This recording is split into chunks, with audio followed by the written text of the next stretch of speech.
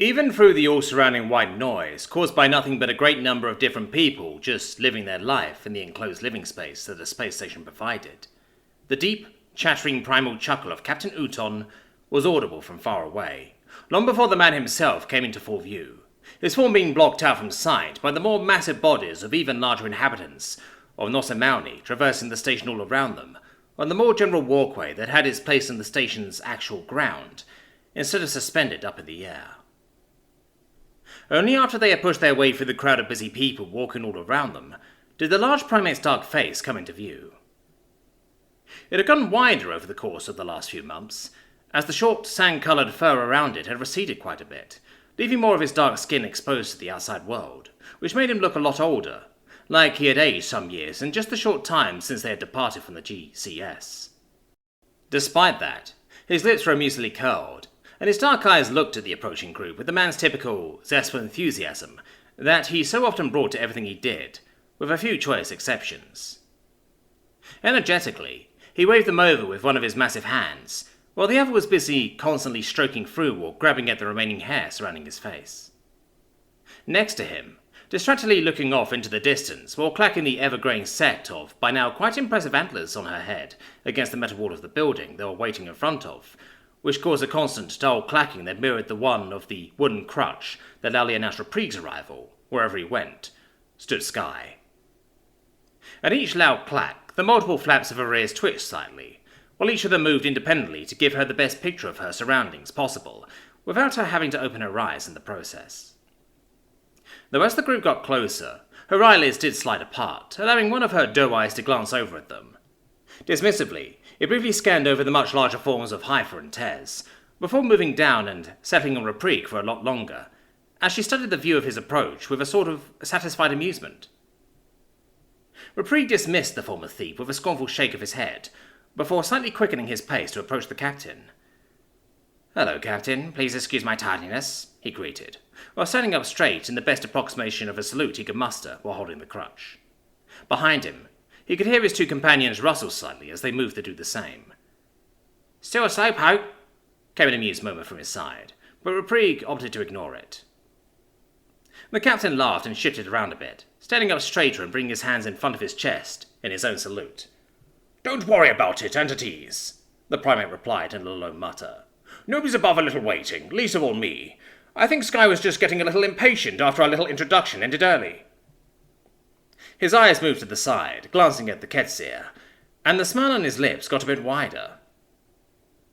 Reprieve followed his gaze, though he couldn't find whatever was so amusing. The Deathworlder mostly looked bored as she leaned against the wall. "Ended early?" he therefore asked, picking the conversation back up instead of wondering just what the captain was seeing. Uton chuckled again. "Yes, indeed. There was a lot more time allocated to it in the schedule. I told everyone it likely wouldn't be necessary, but when have people ever listened to me? Barely took us half of it, and she had already caught on to everything. A smart girl you brought me there," the large man mused, seemingly more talking to himself than actually trying to answer Reprieve's question. As a response to the praise, passively thrown her way, Skye mumbled something in a language Reprieve couldn't understand. Ultimately, he decided to dismiss it. Clearly there was something going on he was not privy to, and he hardly cared enough to waste any more thought on it. "Right. Shall we go inside then?" he asked instead, glancing not only at the captain but also at his own two companions, who had apparently decided to take a step back from the conversation and let him do the talking for the time being. Then he looked up, his eyes gliding over the sign, identifying the building they were all loitering in front of at the moment. The sign read, Sikhe Tamvi. Reprieve was unfamiliar with the name. Likely it was something derived from the owner's and/or founder's native language. From the looks of it, it seemed to be a hole-in-the-wall type of establishment. Rather small, but overall well-kept. Nothing fancy, but certainly homely. And with the way the captain had been talking about it, as well as judging strictly from the fact that it had been chosen as the location for this little meeting/get-together they had planned for today, Reprieve surmised that Uton was quite intimately familiar with the place. Uton nodded enthusiastically, and waved everyone to follow him as he turned around. The large door opened for him and allowed him access almost immediately, and remained open for everyone else to slip inside as well. The inside was a fairly standard affair for a small bar on such a communal station. Large metal tables without dents on top, allowing smaller species to eat together with bigger ones by serving as table substitutes when sitting on top of the plates. Wooden panelling at the walls hiding away the constantly surrounding metal of the station, and a sleek, easy-to-clean floor.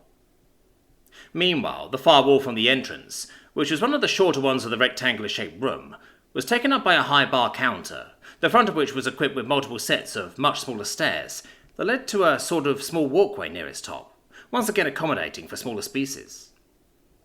It was made of a fine, dark material almost all over, with a top carved out of a single slab of smooth grey stone. Behind it, rows and rows of shelves housing a number of bottles vastly varying in appearance lined the wall, ranging from cheap to expensive, clear to colourful, and small to as big as Reprigue himself. At even distances, small attachments akin to rungs were visible on the sturdiest part of the construction. Combined with the height at which some of the shelves were attached, it led to the conclusion that whoever managed those shelves would, every now and then, have to climb all the way up under the ceiling to get something down that a customer had ordered. That person stood between the counter and the shelves, standing tall above everyone else while leaning slightly into the room, stretching their long neck out to take everyone in one by one, with bright pink eyes that stood out of their long face, covered in pale fur-like bulbs of light in the dark. The Limbogassil clacked contemplatively with their long muzzle as they watched the group enter. It seemed they were especially glaring at the captain.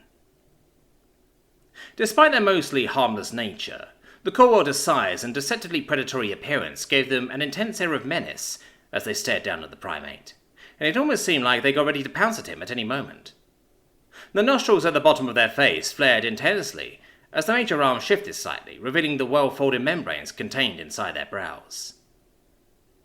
Uton enjoyed the staring without second thought, and unmindfully sauntered on towards one of the tables, taking up a relaxed position beside it while lazily folding his arms on top of its plate.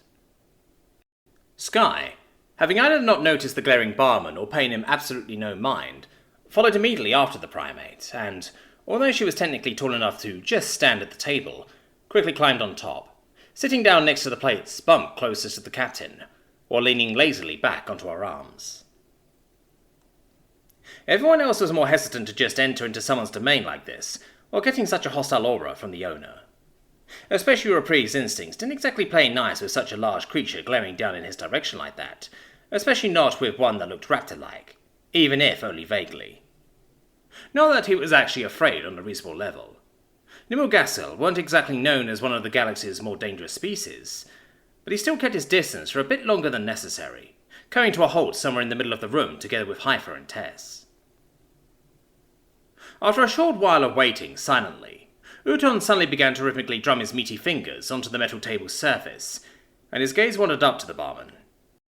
He kept completely ignoring the obvious glare the much larger man gave him, and just looked up at him with an especially obviously acted impatience. "No service?" he loudly asked into the room, his deep booming voice permeating the still comparatively large space with ease. "What? Are you waiting for us to get our drinks ourselves?" Everyone was silent for a second and stared at him. Obviously nobody would have to directly tell him that. Yes, that was indeed the standard procedure in many bars, at least throughout most of the galaxy. He definitely knew that much. And as it wasn't exactly his style to randomly antagonize people for no reason, the tension that had been in the room somewhat shifted into an air of curiosity, as everyone waited to see how this would play out from that point. The barman glared for a few more seconds, apparently trying to muster whatever intimidation he had left within him, before his threatening posture finally deflated with a very hoarse laugh. His eyes softened, and his head lowered for a moment as he recently let out his amusement, in a sound that was unexpectedly quiet for a creature of such size. "You're lucky you're in Deering, you old deadbeat," the Limbogassil folly announced, and stretched out his two lesser arms, pushing himself away from the counter, and up to his full height of at least 5 measures, if you included his long neck. "What can I get you?" Not long after, everyone had found a place at the table together with the captain, and soon had some sort of drink or other poison of choice with vastly varying amounts of toxicity placed down in front of them, ranging from simple ethanol to the noxious smoke of Verfatal leaf. The barman had by then introduced himself as Drahefris, and he was indeed an old acquaintance of Captain Uton. Actually, old was an understatement, for the sound of the stories they offhandedly exchanged, It seemed like the two of them went back 3 uniform years at the very least. As their poisons of choice were handed out to them, Uton's company took turns introducing themselves in turn. Trahefris acknowledged most of their names with a simple nod of his head and a brief greeting. However, when he came to Reprieve, he paused for a moment. His pink eye shot down to the stump of his leg, and then over to the crutch that lay discarded next to him on top of the table. The little Gassel's long face turned contemplative for a moment, as if he was trying to connect some dots inside of his head. Then, recognition flashed across his expression. "Reprieve, right?" he said with his unusually quiet voice. "You're the one Feety told me about, the guy that didn't want no treatment." Reprieve was stunned for a moment. Not that he was all too surprised at somebody recognizing him at all. After all, he had been on the news quite a bit for some time. But someone seeming so familiar with him through a personal account? Who was this Feety? At first, he thought that he probably wouldn't be able to think of anything and would have to ask. However, probably surprising himself more than anybody, a sudden memory did creep up on him. "Fetreus?" he asked, and he was almost amazed that he even still remembered that name. After all, he had encountered the therapist exactly once, when she had been introduced to him back on Ostrajar, and offered to provide him with some pastoral care after he had first lost his leg. Back then, he had immediately declined. Uton looked back and forth between the two surprisedly, seeming rather dumbfounded that apparently there was a connection between them, if only a loose one. "The very same," Trahefris confirmed, with a sweeping nod of his large head. "Dear wife talked a bit about you when she vented her frustrations after coming back from Ostrajar." Reprieve scoffed. "Is that so?" he asked, kicking loose an ensuing conversation during which experiences of the last few weeks and months were exchanged. Uton was immediately completely open about everything that had happened towards the strange barman, leading Reprieve to believe that Trahefris was fully in the know about everything that was currently happening in the galaxy, which was confirmed by the nonchalant way the Lumugassel reacted to the information presented to him. As he was an old friend of both Uton and the Leader Supreme, and his wife had been called in to psychologically evaluate the freak after he had woken up from his extended sedation, that much should probably not have been surprising. Soon, the conversation shifted from past to more recent events, and finally landed on the very reason they were even meeting in the first place. "I'm guessing you don't know any more about the situation than we do yet, do you, Captain?" Tasil, as the first directly asked. Over the course of the conversation, he had warmed up to his surroundings significantly, and become his typical social self. Uton shook his head. "It seems that, in addition to humanity's swift actions in their negotiations with Dunima, something just as unexpected has also happened, which made it harder to fully grasp what exactly is going on over there," he explained first, before some of his usual energy left his voice, as he let out a disappointed sigh. "However, Tua was sparse on the details. I have no idea what that something else might be." That was disappointing. However, if he had known anything more, he likely wouldn't have waited this long with getting out with it. Trahefris tilted his head. "But Tua isn't even responsible for Dunima, is she?" he asked in slight confusion. "I thought that's Kuhn's turf." Uton sighed and brought his hands together. "Tua has been taking a lot more responsibilities lately," he said in a grumble. "And Akorte, well, I don't know what's going on with him. Even before the whole Dunima situation, he seemed to not quite be himself. Something's gnawing at him." Well, he isn't the only one, Reprieve briefly thought to himself, as he watched Uton's hand, still near, constantly busy with stroking for his own fur in some way. "Not all too surprising," Hyphety chimed in, folding most of her flexible arms in front of her body, while a single one held a small smoking glass up to the small crevice underneath the natural mask covering her face. "We did all receive major blows to our reputation after the last big failure. I don't think we can fault him for not taking it too well." There was a general mumble of agreement that swept across the table, ending in a small stint of awkward silence. Silence that was interrupted by a high voice saying, "I know nobody is, but if you ask me, I think you should just leave the Miette alone." All eyes turned towards Skye, who still sat on the table quite leisurely, now leaning on only one arm, while using the other one to hold a glass of dark fermentation. Her multi-flapped ears moved around individually, while she waited for anyone to reply to her. You're right. HFY was ultimately the first to respond, and an exasperated sigh escaped her with the sound of someone scratching across tightly strung strings. Nobody is asking you. Sky seemed to be quite unimpressed by the half-baked insult, and simply looked back at the ivory giant with an untouched expression. Uton then also sighed, breaking the silence once again. He's going to have to pull himself together, he said glumly, completely ignoring the previous exchange. Tshirt shook out his head. Well, it's not going to be his problem for much longer, he mused and stretched himself, which revealed the full, impressive wingspan of the gliding membranes spanning the space under his major arms, as he fully extended them into the room behind him. Once the next election rolls around, he'll have to. In the middle of both his movement and sentence, he suddenly froze, as a sound suddenly pierced the room. The whooshing sound of working pneumatics, opening a heavy door. Reprieg sat with his back to the door, so he didn't see the entrance, but he could see everyone else's gaze turning towards the entrance curiously. However, although their faces didn't make it immediately apparent what kind of new arrivals they had gotten there, a shudder immediately went across Reprieg's back, leaving his entire body with a prickly feeling that made his fur stand up straight. Nervously, he licked across his trunk because what he felt there was eyes. Sharp gazes locked onto him. I'm sorry, we're closed. Today is a private Tshirt began to say, while he still brought his head around. However, once again his sentence got stuck in his throat. All around him, Reprieg saw eyes widening and nervous breaths being stifled, at least from most of the people present. The exception being Sky, who was looking past him with her head lifted in both astonishment and excitement. Finally, Reprieg decided to turn around as well. We were old friends. Sheeta could hear James's distorted voice say from beside her, and in the corner of her vision she could see him cross his arms. Just wanted to drop in and say hi. Two of their human guards stepped with them inside through the large door, and now took up positions on either side of the entrance.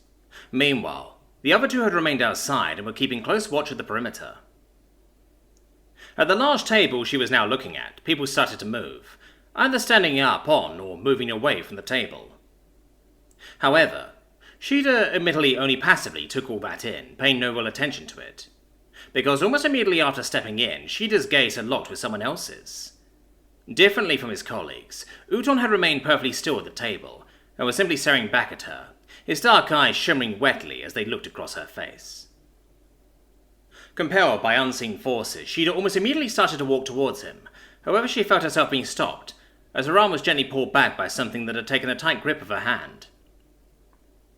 Feeling herself being metaphorically pulled back into the moment, just as much as she had been physically stopped, she turned her head, looking right into James's masked face. The projection of his expression was one of conciliatory compassion, as he looked at her and gently held her back from just following her instinct on whatever was going to happen here. Her hand still held tightly in his own. James then started marching towards the seemingly still shocked group of people they had interrupted here. Most of them were much larger than the two approaching Deathworlders, and some had stood up into the most defensively threatening positions they could muster. However, neither of the Deathworlders were impressed by the display. Long time no see, James continued his pretended friendly greeting, after vainly waiting to see if Sheeta wanted to say anything for a moment. The first one who managed to muster a response was Reprieg. Their fellow Deathworlder had scooted over to the edge of the table, where he was now sitting with his one remaining leg dangling over the side. After the first shock had subsided, he seemed to be comparatively relaxed at their approach. I see you're looking grotesque as always, he announced, foregoing any sort of greeting. How's the arm? Look who's talking, James replied almost immediately, while also completely unfurling his robotic arm, allowing it to sliver in all kinds of unnatural ways as he showed off his range of motion. And better than ever. Thank you for asking. Sheeta's eyes remained locked on the captain as they approached. However, now that she could think clearly again, she had expected James to counter with, how's the leg, or something similar. However, it seemed that he had no intention of bringing it up. Freaky, a much higher voice mumbled, as a different body pushed itself over the edge next to Reprieg and came a few steps closer. As Sky approached them, James stopped for a second and looked up at the girl.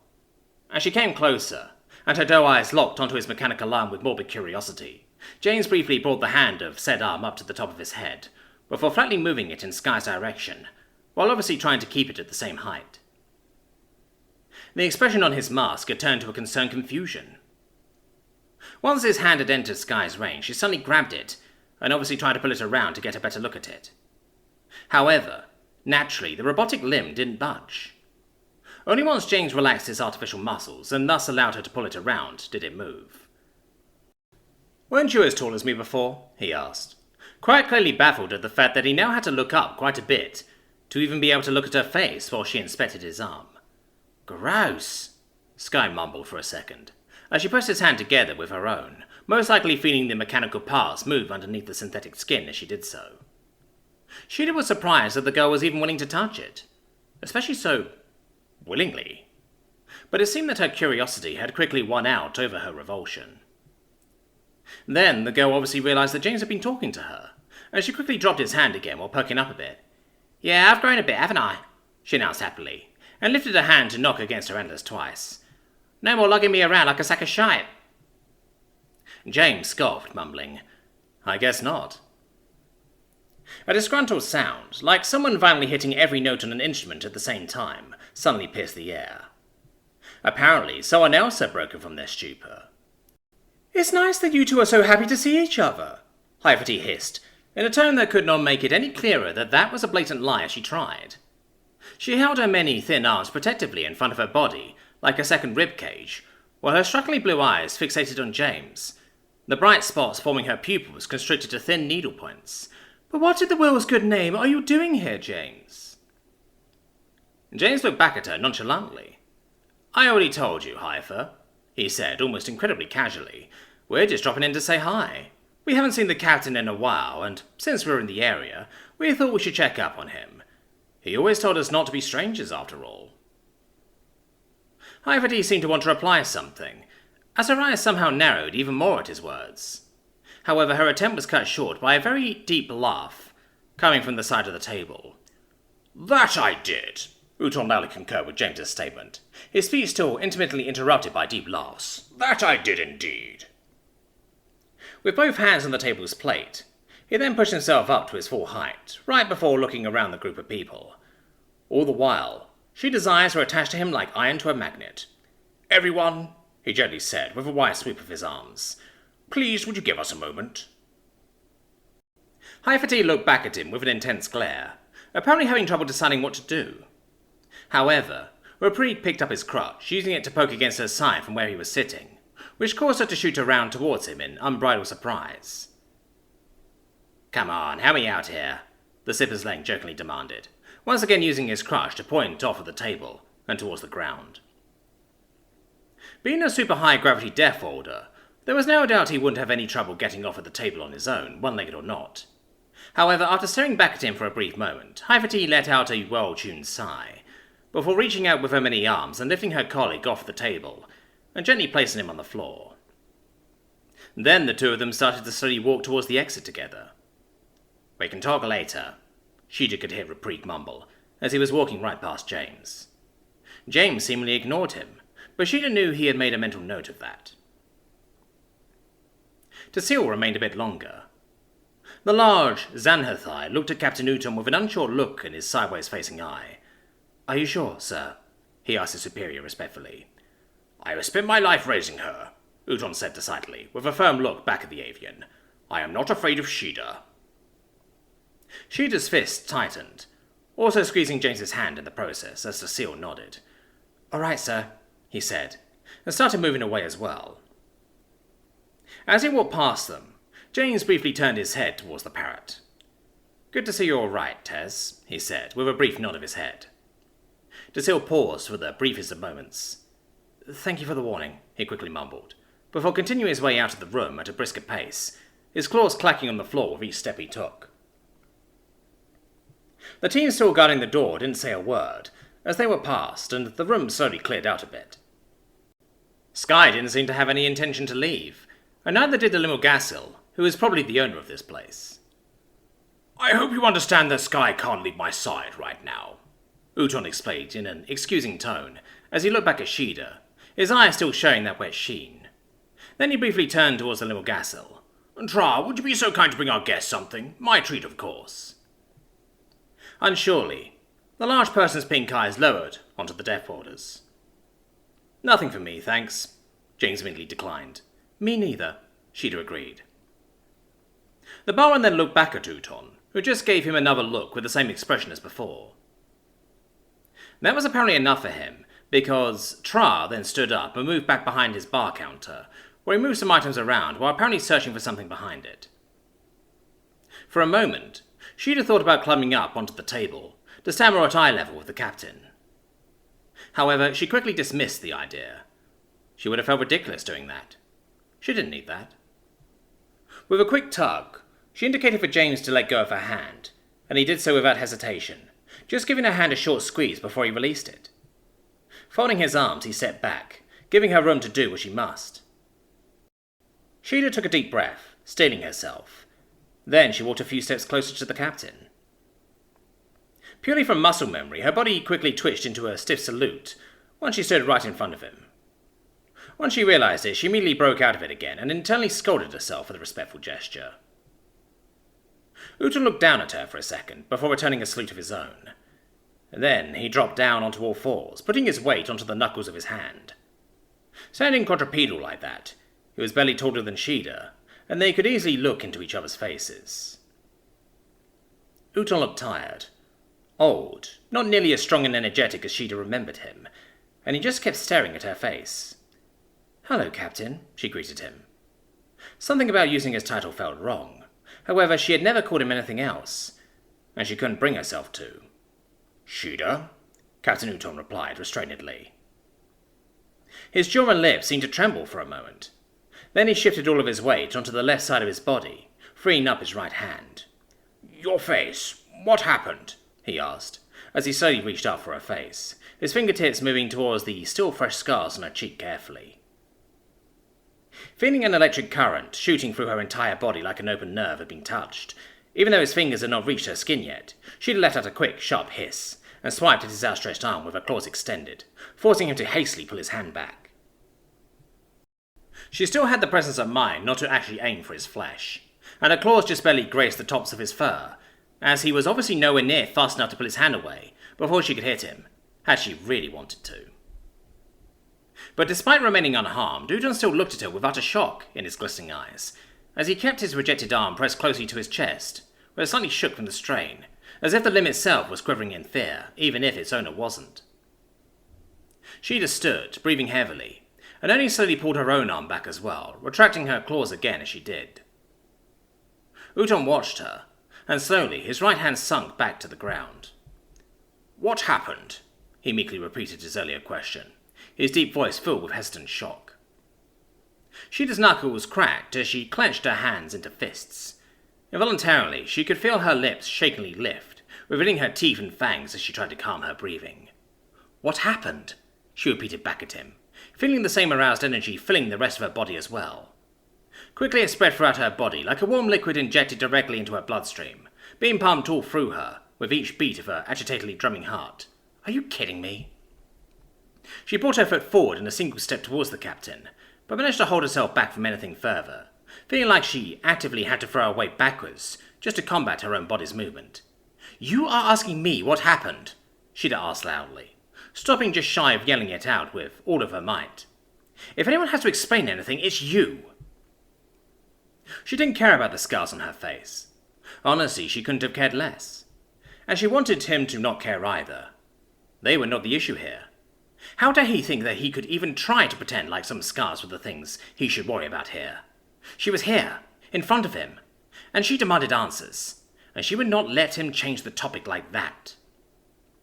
Despite the aggression in her voice, that must have also been clearly visible on her face. Uton did not budge. Of course, he had seen her angry before. They had spent years and years together. There was little of her he hadn't seen. He had said it himself.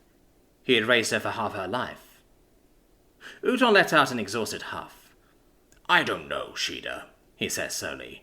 "I don't know what happened. At some point before I knew it, you just slipped away from me." Briefly, his eyes glanced over at James, who still stood off to the side, unmoved by either of their displays. Do not look at him! She'd yelled out, and stomped her foot on the ground, as she unwillingly completed the step that she had managed to halt earlier. This is not about him. She could feel herself getting angry, felt the tips of her claws digging into the palm of her hand as they tried to extend within her clenched fists. Her fangs were on full display now, and her calm controlled breathing had made for a heaving gasp that lifted her entire body with each inhale she took. He was trying it again, trying to change the topic. Why? Why couldn't he just answer her? She needed answers. Uton looked at her, as her hair began to stand straight up and her tail began to draw an aggressive S into the air, locked in constant motion. But he just smiled restrainedly. I'm not afraid of you, Shida. How could I be? He said, before turning his gaze towards James once more. And how could it be not about him? He is the reason you left. Shida let out a primal sound that originated somewhere deep in her chest. I don't care, she yelled. I know why I left. I don't need you to tell me.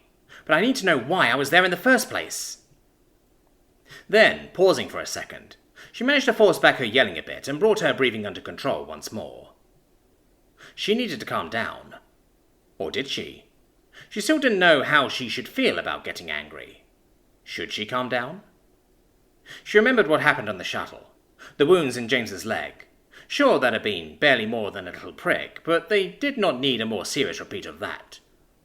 What question is that? Uton said, and he tried to give his voice his usual amused swing, although it did ring a bit hollow. We both know you worked incredibly hard to join the military. That explains nothing, she'd hissed back at him. I was just one of many cadets, so why me? You could have taken anyone, so why me? If Deathworlders are such a thorn in your side, why me? She glared at him, and she knew he felt it. He may not have been afraid of her, but he was feeling something, and he was squirming under it. His eyes shot to James, and then to the human soldiers guarding the entrance of the room.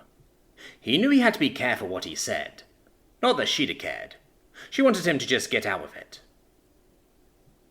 Deathworlders aren't a thorn in my side, they never were, he finally stated. Through peace and war, I have always been of the opinion that we are all just people.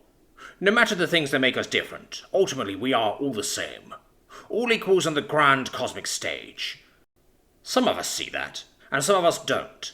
And, ultimately, I was always of the opinion that you can change people's minds with understanding much easier than with most anything else. Understanding? She'd asked unbelievingly, her wrath momentarily making room for sheer bafflement. Yes, Uton continued with a nod. I always strove to both understand the most people and make the most people understand. That is why on board of my ship everyone was welcome. Bullshit! She'd yelled exasperatedly.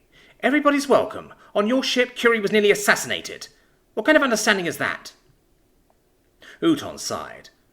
I never gave such an order, he assured her, but Sheeta didn't want to hear it. But somebody did, and you did nothing to stop them. There was nothing I could have done to stop what happened. Uton reiterated his earlier point. Shut up, I don't want to hear it. Sheeta shouted once again. She needed to calm down, but she couldn't. She was just so angry.